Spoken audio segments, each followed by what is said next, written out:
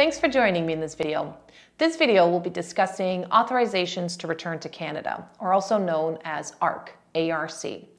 There's three ways that Canada can remove you from Canada.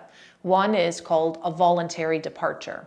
Another one is called exclusion order, and the worst of them all is called a deportation.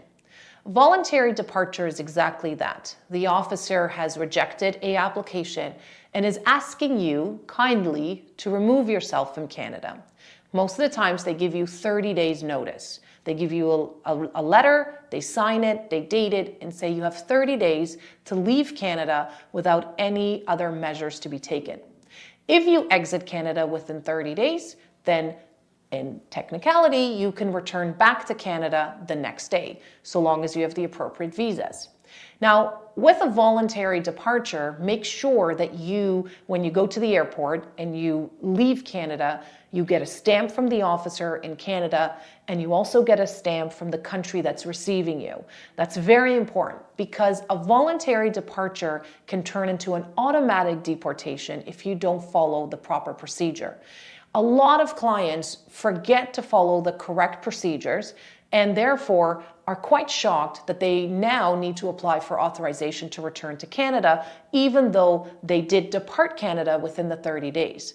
So again, get a stamp into your passport on the date that you arrive in Canada airport, that you're exiting, and the country that's receiving you must also acknowledge that they've received you. Should you follow those two steps, then you don't need authorization to return to Canada in your subsequent applications. An exclusion order means an application has been rejected and you can return to Canada after you depart Canada after 12 months without the need to file for authorization to return to Canada. I actually like this application and I always encourage my clients, you know what, sit tight, don't do anything, just wait the 12 months out. You do have the ability, if you need to come to Canada before the 12 months is up, to apply for the authorization to return to Canada. The reason I encourage my clients to wait is an ARC application does take 8 to 12 months to process. So by the time you submit it and get a decision, your 12 months for that exclusion order usually is up anyways.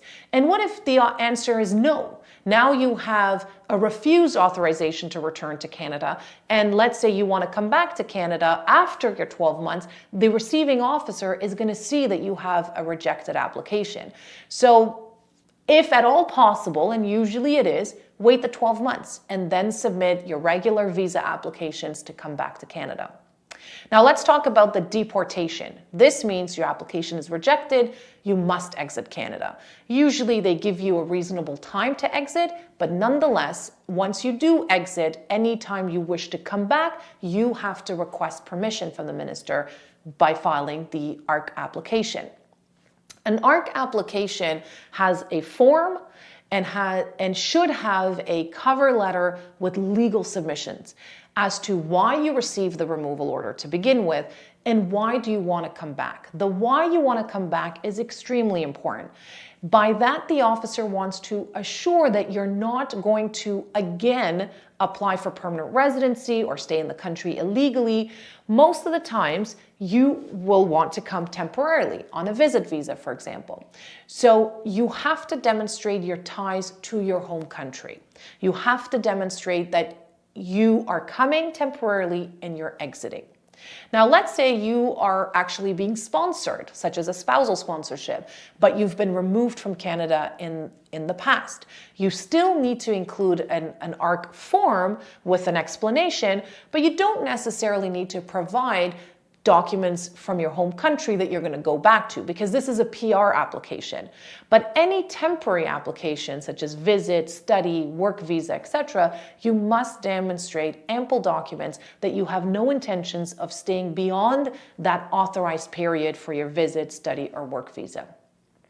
The other last thing that you must demonstrate, it's not a key component, but it's the financial components.